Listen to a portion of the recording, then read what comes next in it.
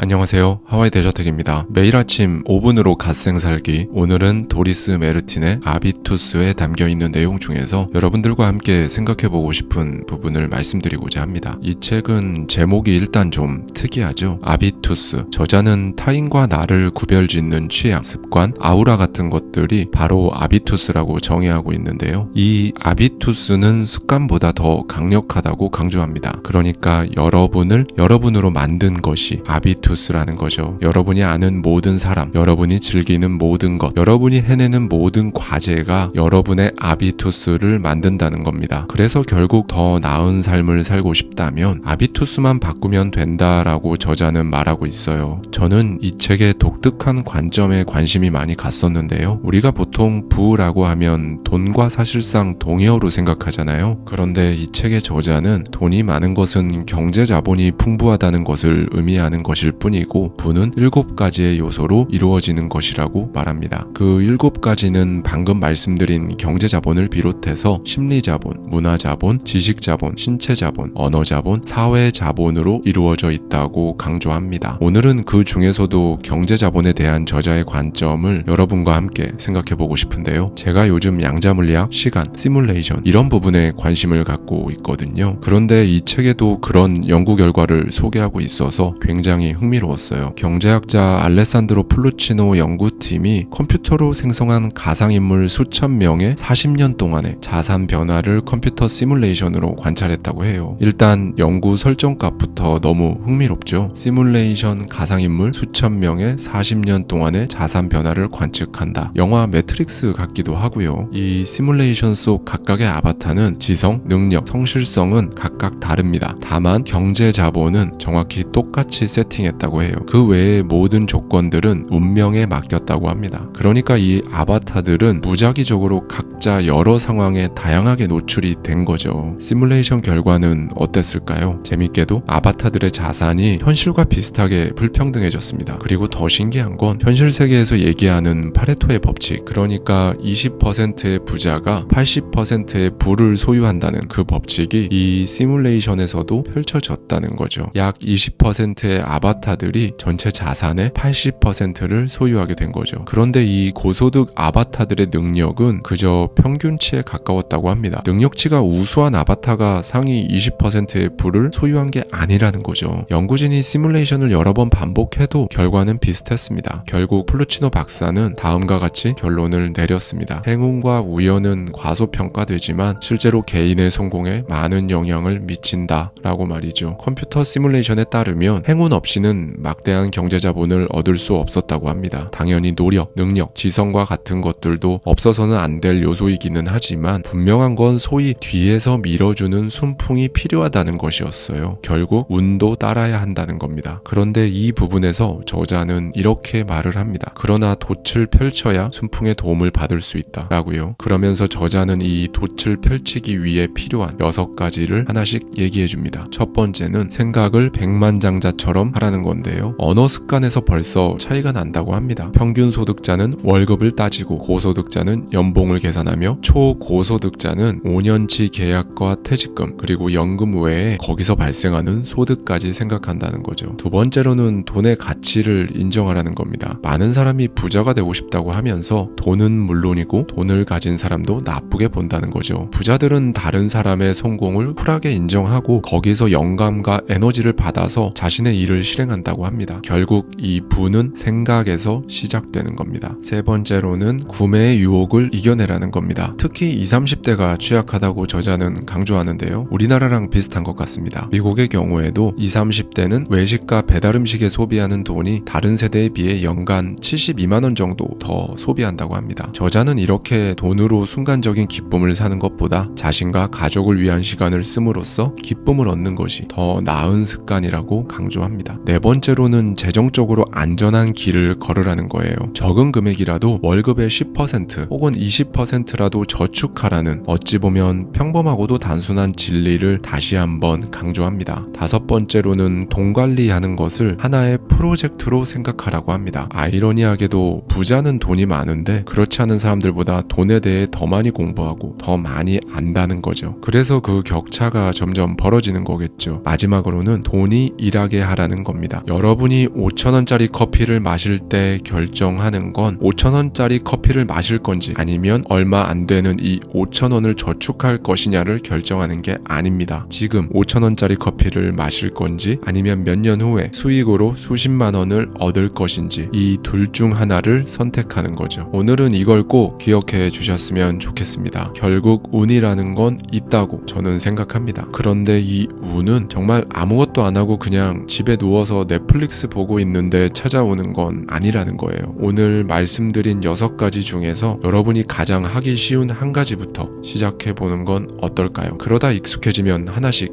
늘려가는 거죠. 그런 행동들이 결국 여러분이라는 배에 돛을 펴게 하고 그때 비로소 그렇게 기다리던 그 운이 여러분이라는 배를 뒤에서 힘차게 밀어줄 거라는 걸 잊지 않으셨으면 좋겠습니다. 감사합니다. 지금까지 하와이 대저택이었습니다.